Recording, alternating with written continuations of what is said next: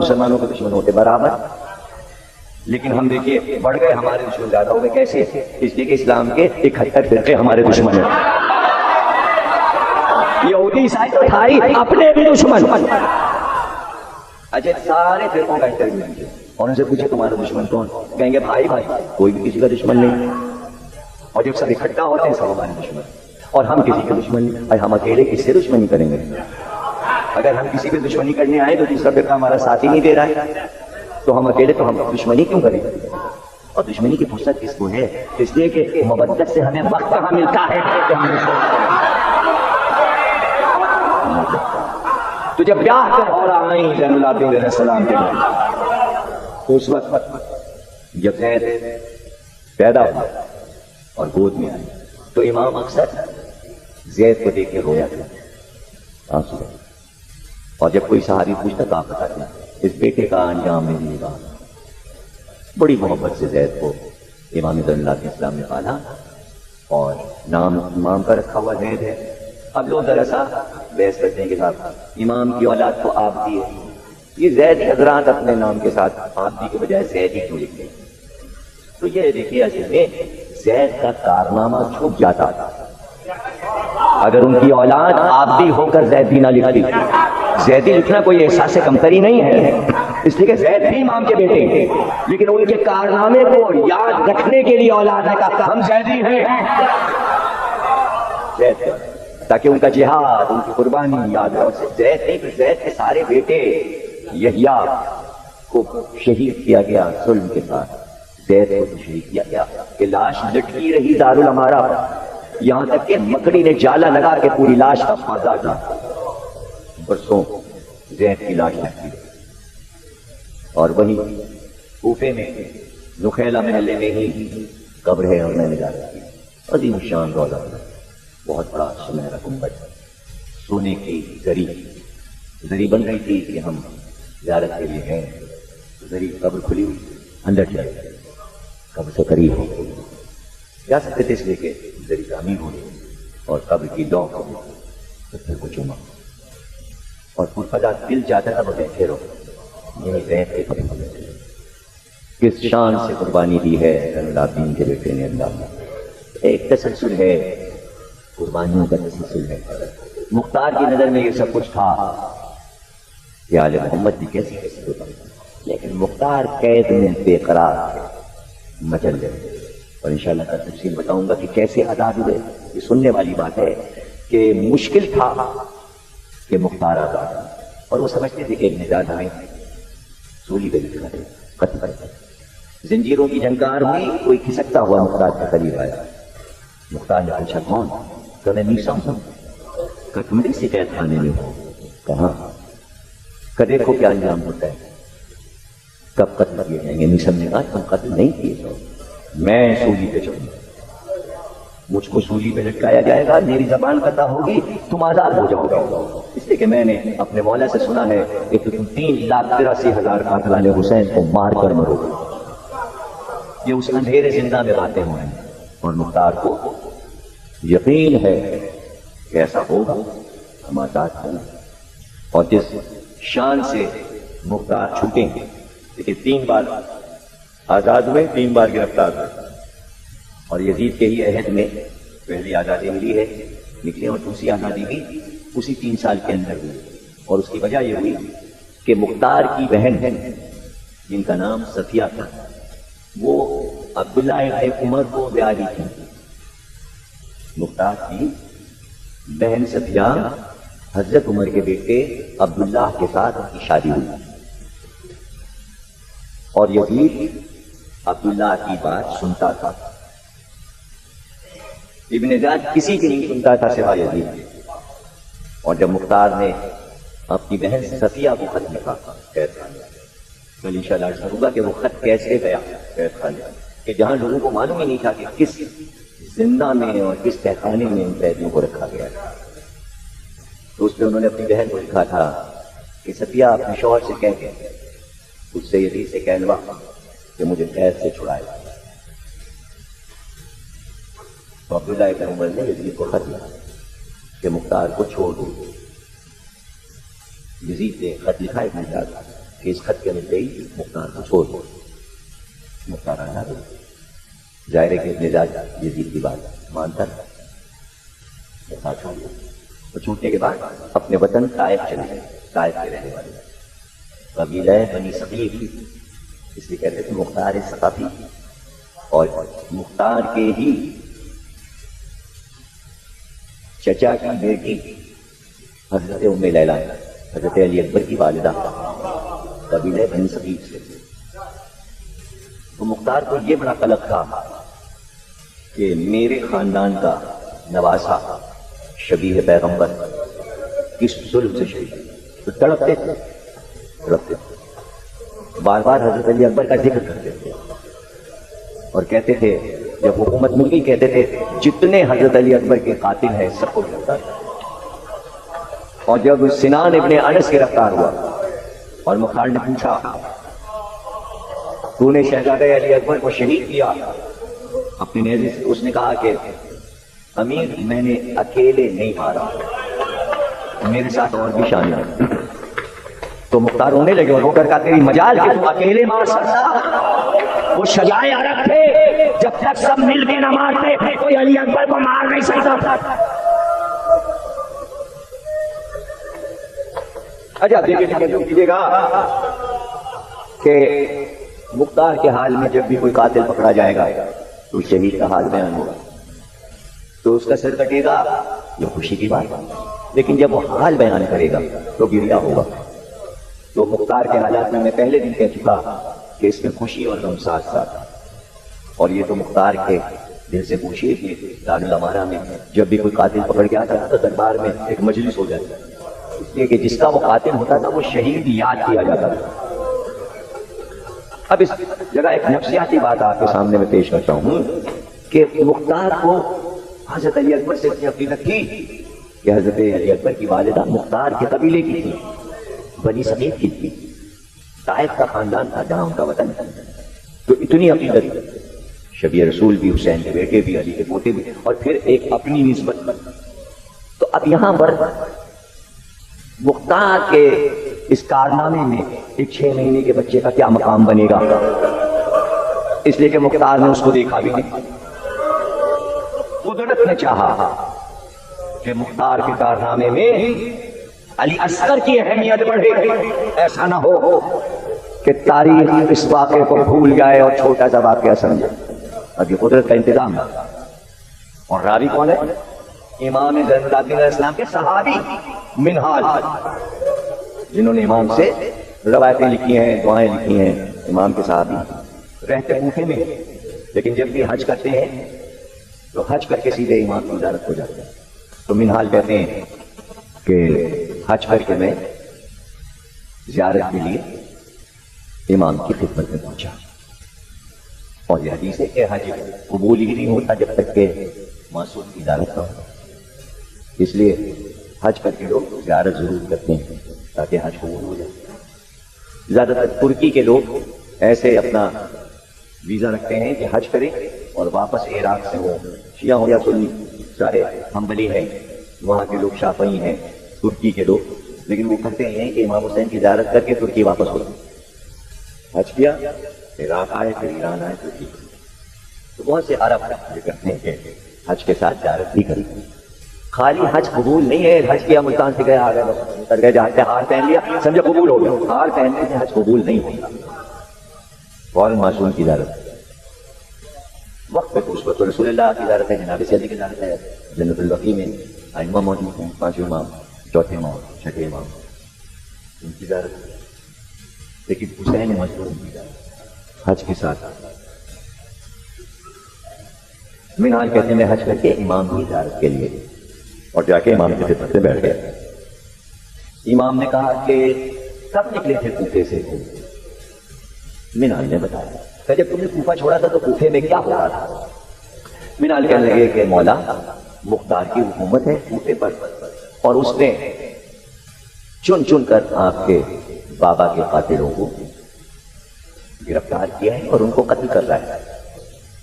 تو امام کہنے لگے منہال ہرملہ پکڑا گیا، ہرملہ بھی گرفتار ہوا گیا.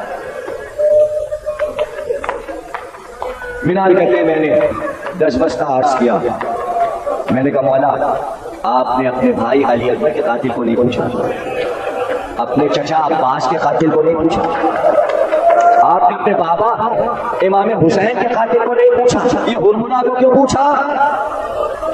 اب منال کہتے ہیں چوتھے امام کی آنکھوں سے آنسو برسنے لگے۔ کا منحال بات یہ ہے کہ ہرملا کا ایک تیر ہم آل محمد کے کلیجوں کو چھیڑ گیا، ہم لوگوں کے سینے پہ داغ ہے وہ تیر۔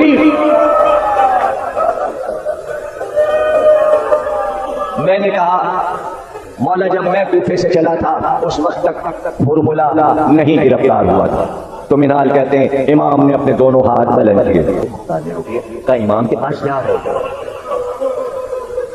امام کے پاس جا رہے کیا باتیں ہوئی؟ کا پوچھ رہے تھے کہ کوفے میں کیا ہو رہا ہے، تو میں نے تمہارا حال سنا دیا کہ امیر مختار نے لوگوں کو گرفتار کیا ہے قاتلان کو اور ان کو سزا دے رہا ہے۔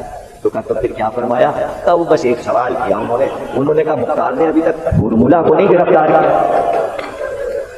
منال کہتے ہیں کہ مختار نے اسی وقت اپنے گھوڑے کو کوفے کی طرف واپس لیا، میں نے دیکھا کہ وہ اپنے گھوڑے کو بہت تیز لے کر دارالعمارہ کی طرف جا رہے ہیں، میں بھی تیز تیز چلا پھر میں نے دیکھا مختار نے کوئی بات نہیں کی، لیکن جیسے ہی دارالعمارہ کے دروازے پر پہنچے کہ ایک طرف کوفے کے بازار سے شور ہوا اور مجمع چاروں طرف سے دوڑنے لگا اور آوازیں آنے لگیں، ہرملا گرفتار ہو گیا، ہرملا گرفتار ہو گیا، ہرملا گرفتار ہو گیا۔ منال کہتے ہیں جیسے ہی یہ صدائیں بلند ہوئی میں نے دیکھا مختار گھوڑے سے کود پڑے اور کودتے ہی اپنا سر زمین پر رکھ دیا کہ شکر ہے پروردگار کہ ہرملا گرفتار ہوا۔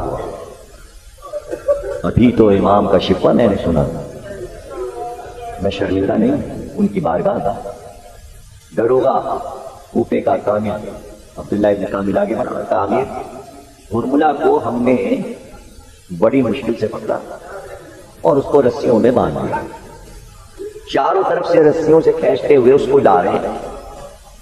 مختار نے کہا اتنی دیر کیوں ہو رہی ہے اس کو لانے میں؟ تعمیر جس طرف سے گزر رہا ہے لوگ گھروں سے نکلتے آ رہے ہیں، ہرملا کا سن کر مجمع بہت بڑھتا جاتا ہے اور دیر اس لیے لگ رہی کہ جو لوگ آتے ہیں مجمع چاروں طرف سے وہ آ کے اس کے منہ پہ تھوک رہے ہیں، اپنی چپلیں اور جوتے اتار اتار کے اسے کھینچ کھینچ کے مار رہے ہیں، تو اس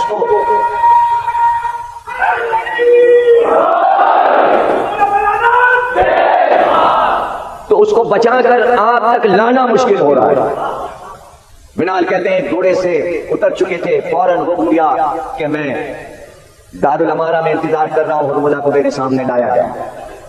مختار تخت پہ تشریف فرما ہوئے، اتنی دیر میں پتہ چلا کہ ہرملا دارالعمارہ میں لایا گیا۔ مختار نے کہا سامنے پیش کرو، اور مجمع دیکھنے کے لیے اور پھر دارالعمارہ کا مجمع جب بھی کوئی قاتل پکڑ کے آتا تھا خلقت امڑ آتا تھا، دارالعمارہ کے چاروں طرف سڑکیں بھر جاتی تھیں کہ دیکھو مختار اس کو کس طرح سزا دیتے۔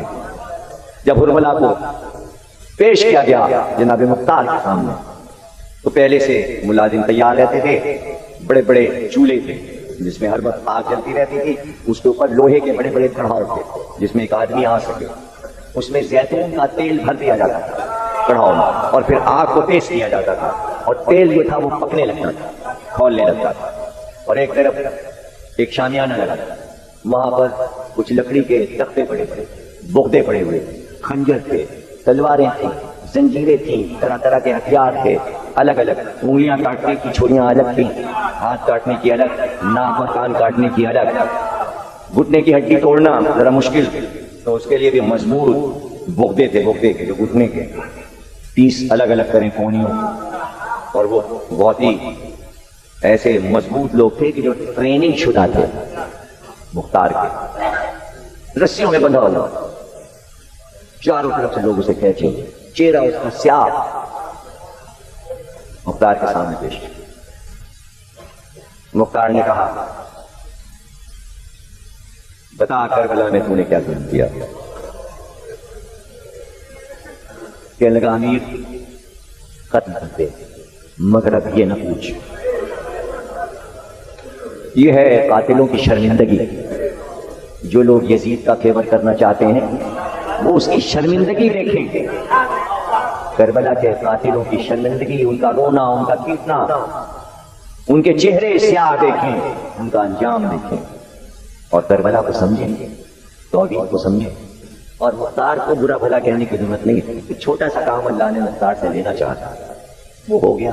اتنا بھی نہیں آپ کو پسند کہ ہم مختار کی ان سزاؤں کو سن کر تھوڑی دیر کے لیے خوش ہوں گے۔ اس سے کوئی مختار کے واقعے کو بھی 1400 سال ہو گئے، مختار کے واقعے کو سن کے ہم نے رونا نہیں چھوڑا۔ عزاداری اسی طرح ہو رہی ہے، قاتل سب پکڑے گئے، سب کو سزائیں ملیں، عزاداری ویسے ہی رہے گی۔ کیوں؟ ارے بھائی، علی اکبر کا قاتل پکڑا گیا ہوگا نا، سزا ملی، عباس کا قاتل پکڑا گیا، سزا ملی، علی اکبر کا قاتل پکڑا گیا، سزا ملی۔ سکینہ پہ جو مصائب پڑے ہیں، گریا کیسے ختم ہو جائے گا؟ اس کا بدلہ کون لے گا؟ بی بی کے تماچے کا بدلہ تو کوئی لے نہیں سکتا جو منہ پہ پڑا، گلے کی رسی کا بدلہ مختار کیسے لے گا؟ تو ایسی کوئی عید اور خوشی نہیں ہے مختار کا واقعہ سن کر کہ انتقام پورا ہو گیا۔ انتقام نہیں پورا ہوا، بلکہ اور گریا میں اضافہ ہو جاتا ہے مختار کے حالات جب بیان ہوتے ہیں۔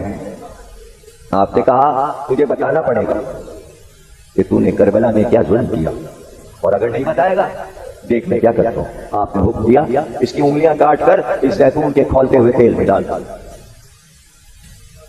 اس کے اعضا قطع کر کے آگ میں ڈالو، تاکہ میرے ہاتھ سے امام کی دعا قبول ہو کہ زندگی میں لوہے کا اور آگ کا مزہ چکھے، زندگی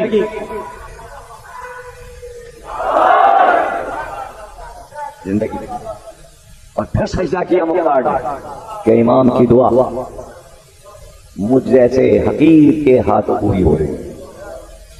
تلوار ہاتھ میں لے کر مختار اٹھے اور کا آزا کاٹ کر اس آگ میں کھولتے تیل میں تیرے ایک ایک آزا کو ڈالا جائے گا۔ سوچ لے تو ٹکڑے ٹکڑے تیرے جسم کے گوشت کو کٹواتے تھے اور آگ میں پھینکتے تھے، یہ پورا جسم اٹھا کے مارا اور گلے کو کاٹا تو پورا کھولتے ہوئے تیل میں ڈالا۔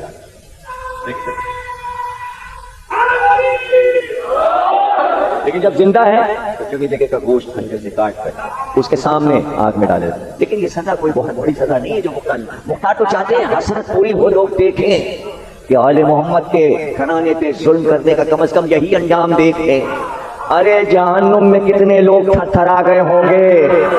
دیکھو جملہ میرا یاد رکھنا، علی اصغر کے قاتل کو مختار نے سزا اس طرح کی دے کر عالم اسلام کو بتایا کہ بچے کو جو بھی قتل کرے چاہے وہ محسن کیوں نہ ہو، قاتل کی سزا یہ ہے، یہ سزا ہے۔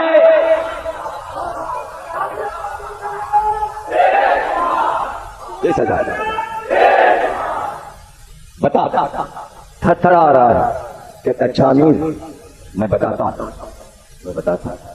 کہ کیا امیر، میں عرب کا بہت مشہور تیر انداز ہوں اور شکار کھیلنے کے لیے بڑے بڑے لوگ مجھے ساتھ رکھا کرتے تھے، اس لیے کہ میرا نشانہ کبھی خطا نہیں کرتا، ہمیشہ شکار پہ جاتا، اور میں اپنے تیر خصوصی طور پر آہن گھر سے بنواتا تھا، اس لیے کہ عام تیر ہلکے ہوتے لیکن میں اپنے تیر بھاری بنواتا تھا، اور میرے تیر ہمیشہ 3 بھال کے ہوتے تھے۔ تیر میں ایک نوک ہوتی ہے لیکن میرے تیروں میں 3 طرف نوکیں ہوتے ہیں، اس لیے کہ میں ایسے حلال جانوروں کا شکار کرتا تھا کہ جب میں دور سے نیل گائے یا جنگلی گائے یا بکرے کو ماروں تو میرے پہلے تیر پر وہ جانور گر جائے، اس لیے میں نے یہ اہتمام شکار کے لیے کیا تھا۔ مجھے جب بادشاہ شام کے حاکم کا خط ملا کہ تجھے ایک جنگ میں جانا ہے اور اتنا انعام ملے گا، اور جو تیر تو شکار میں استعمال کرتا ہے وہ تیر تجھے وہاں لڑائی میں استعمال کر دے، تو بڑا نشانے باز ہے، اور جہاں جہاں ابن سعد تجھے حکم دے وہاں وہاں تیر چلانا۔ ظاہر ہے کہ مجھے زیادہ وظیفہ مل رہا تھا.